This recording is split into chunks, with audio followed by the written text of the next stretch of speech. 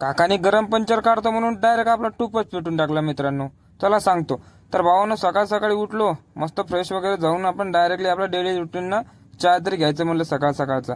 आणि गुगल मॅपच्या भरोश्यावर चाललो होतो आणि अशा रस्त्याने गेलो भावानं, विचारूच नका. कारण की जिथं बैलगाडी जात नव्हती सुद्धा ना, तिथं आपली पिकअप गेली यावेळेस. कारण की गुगल मॅपचा सहारा घेतला होता. आता म्हणलं बाजूला 7-8 किलोमीटरला गाव होतं, त्या गावाला जायचं होतं भावानं आपल्याला. आणि शॉर्टकटच्या नादात घुसलो मी बैलगाडीच्या रस्त्याने, आणि तिथं काही मोटर खाली झालं नाही. तर भावानं परत आलो पेट्रोल पंपला. आणि म्हणलं पेट्रोल पंपला 2 दिवस झाले होते आपण इथंच बसून होतो, चला म्हणलं आंघोळ तरी करायचं म्हणलं. तर भावानं इथं आंघोळ केली.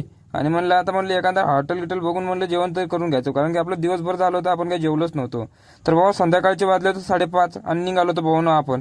कारण की एखादे ढाबा वगैरे बघायचं बाबा. तर एक हॉटेल भेटलं होतं भावानं आपल्याला, तिथं फक्त बोकड्याचंच मटण भेटतं. चला असू द्या म्हणलं, आपल्यासाठी ते बी पाहिजे म्हटलं.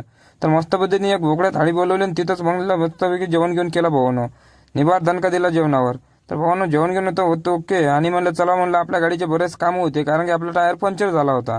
आता म्हणलं काकांकडे यायचं म्हणलं पंक्चर काढायला. तर काकाने गरम पंक्चरच्या नावाखाली आपला टायरच पेटून टाकला होता, म्हणजे आपला टूपला पेटून टाकलं होतं भावानं. तर काकाला काय बोलणार भावानं, आपण आपलीच चुकी होती एक प्रकारे.